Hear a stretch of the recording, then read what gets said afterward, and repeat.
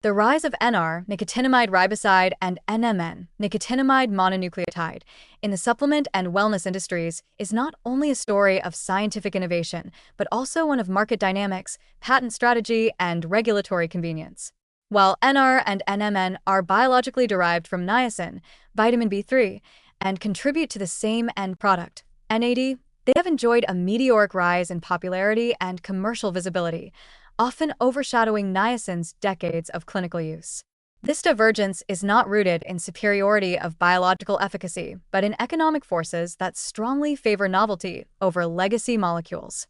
In the world of supplements and pharmaceuticals, patentability is power, and niacin's long-standing generic status, ironically, works against its uptake in modern anti-aging or metabolic medicine, despite its well-documented benefits. Patent protection is one of the clearest economic levers in this divergence. Niacin, as a naturally occurring vitamin first identified in the early 20th century and used therapeutically for over 60 years, is not patentable in its basic form. This lack of exclusivity means that pharmaceutical companies and supplement manufacturers have no legal means of monopolizing its sale, limiting their incentive to invest in aggressive marketing, clinical trials, or product development. By contrast, NR and NMN, though biochemically related to niacin, have been strategically modified, isolated, or manufactured in ways that allow them to be patented. Acromedex, for instance, holds multiple patents around the synthesis and use of NR under the trade name Niacin. Similarly, companies have sought to protect NMN synthesis pathways or delivery technologies, giving them commercial control over production and distribution. This patentability enables a significantly higher profit margin. NR and NMN supplements routinely sell for 10 to 20 times the cost of niacin, despite their similar destination in the NAD pathway. This pricing is supported not by uniquely superior clinical outcomes in humans, but by consumer perception, branding, and the suggestion of cutting-edge science. The wellness market, especially the anti-aging niche, thrives on this kind of differentiation, packaging familiar biochemistry in a novel form and selling it as technological progress. In this way, NR and NMN benefit from a marketing-friendly narrative of next-generation NAD boosters, while niacin, with its humble association with pellagra prevention and cholesterol management, is unjustly relegated to the background. Regulatory loopholes also play a role.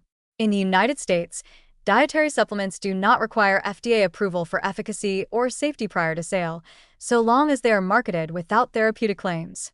This framework allows NR and NMN to be introduced and promoted as wellness supplements rather than as drugs, enabling manufacturers to sidestep the time and cost of traditional pharmaceutical approval processes.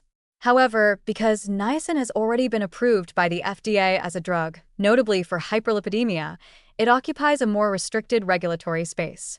As a result, niacin formulations cannot be freely reformulated, dosed, or marketed without encountering regulatory oversight that doesn't apply to unapproved compounds like NR and NMN. Ironically, niacin's established legitimacy limits its commercial freedom. This creates a paradox.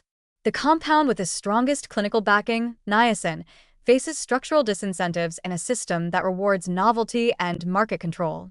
NR and NMN, while lacking long-term clinical safety data at high doses and still undergoing investigation in humans, enjoy a freer path to market dominance. Their appeal is further amplified by strategic alliances with longevity influencers, tech-funded startups, and supplement companies eager to tap into the booming anti-aging sector. The profitability of NR and NMN also funds further research, creating a feedback loop.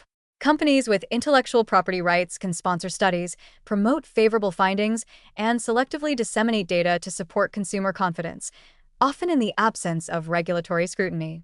Meanwhile, niacin's status as a generic nutrient means that research is left to academic or government bodies, which are less well-funded and slower to market results. Thus, even if niacin continues to outperform NR and NMN in certain domains, the lack of a financial engine to promote it ensures it remains underutilized and underpublicized. In short, the dominance of NR and NMN is as much a product of economic structure as scientific merit. The supplement market thrives on exclusivity, perception, and the ability to command premium pricing. NR and NMN fit perfectly within this framework, novel enough to patent, marketable enough to command high margins, and unregulated enough to be sold widely without the burden of therapeutic approval.